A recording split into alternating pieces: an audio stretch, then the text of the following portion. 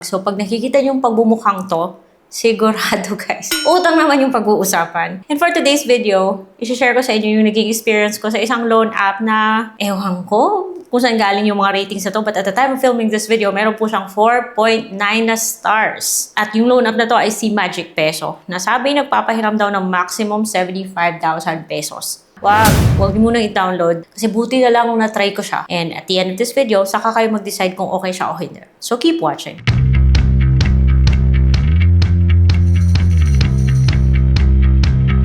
Hello everyone! Welcome back to my channel. It's Ate Red here, your original utang queen. At kung bago pa kayo dito sa channel, subscribe na kayo kaagad. And today's video, pag-uusapan natin itong si Magic Peso. Huwag muna kayong maniwala sa mga stars na andon kasi kahit na mataas yung rating niya, hindi naman lahat ay natutuwa. Sabi ng loan app na to ay nagpapahiram daw siya ng up to 75,000 pesos. Quick loans daw, as usual, sinasabi nilang legit sila. Pero nung chinek ko po sa Securities and Exchange Commission, hindi ko siya mahanap sa list of recording online lending platforms. Kung bago pa kayo dito sa channel, please consider subscribing because ito po yung topics natin, mga online loan platforms. This video is not sponsored.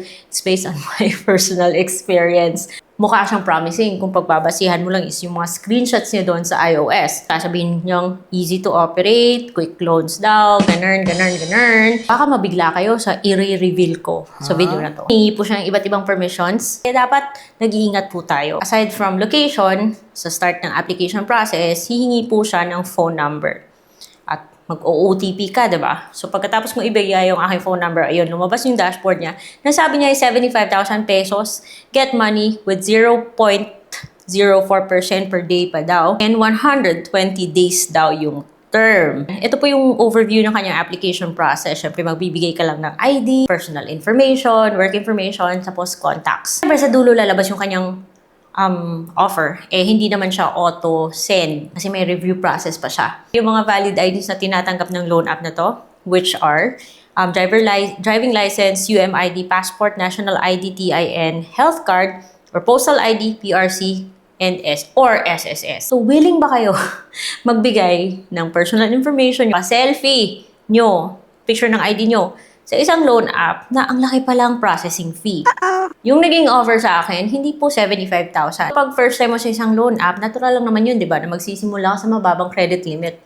Pero wag naman na yung processing fee ay aabot ng 800 pesos. Kakatas pa niya, so hindi po siya buong matatanggap. So after the application process, akalain mo hiningi niya pa yung full access sa aking phone book, which is isang red flag po sa akin. So 2,000 lang po yung kanyang offer. Yung marireceive mong amount is 1,200 kasi yung service fee niya is 800. Sobra-sobra yung 800 na yan ha. Tinry ko siya guys na i-click yung go apply kasi gusto natin malaman kung kaagad ba nagsisend to sa ating mga disbursement method. By the way, pwedeng bank, pwedeng e-wallet dito. Buti na lang guys at hindi naman siya auto-disburse at lumabas na ako'y failed. Hindi ako na-approve. Nagkaroon ako ng offer pero hindi ako na-approve. So, buti na lang at hindi ako na-approve. Otherwise, magbabayad po ako ng 2,000 pesos sa loob ng 7 days sa isang loan na 1,200 lang yung aking natatanggap. So, para sa akin, X po, yung ganitong klaseng mga loan app. Bago mo pa man malaman kung matatanggap mo man o hindi, hihingi po siya ng rating. Ang dami parang nagbibigay sa kanya ng mataas na rating while waiting na ma-approve or mapadalhan ang loan. Hindi lahat po ay natutuwa sa kanya. Sinasabi naman nila na scam yung app kasi yun nga, ang laki ng processing fee. So para sa akin, hindi po worth it na magbigay ng mga personal information sa loan app na to. Bibigay ka ng personal information mo, nakasama na dun yung number of credit cards, email, gender. Kahit na hindi man siya humingi ng Facebook info mo, hihingi niya naman 3 contacts. So kahit na 3 contacts lang yung hihingin niya, gusto niya naman magkaroon ng access sa lahat na nasa phone book mo. Ito po yung sasabihin niya, which is, para sa akin, bakit pa, diba? Total, magbibigay ka naman ng 3 contacts, diba? Ayun, ang daming permissions na gusto niya sa cellphone mo. So, pagkatapos nun, syempre, magbibigay ka ng disbursement amount, pwedeng e-wallet, pwedeng GCash, pero para sa akin, huwag ka nang mag-bother sa ganitong loan app. 2,000 yung i-offer sa'yo, hindi mo naman pala buong matatanggap. So, napaka-aksaya to ng panahon. Ito, meron po siyang option to delete. Pero kung reviewing pang process, hindi mo siya basta-basta na-delete.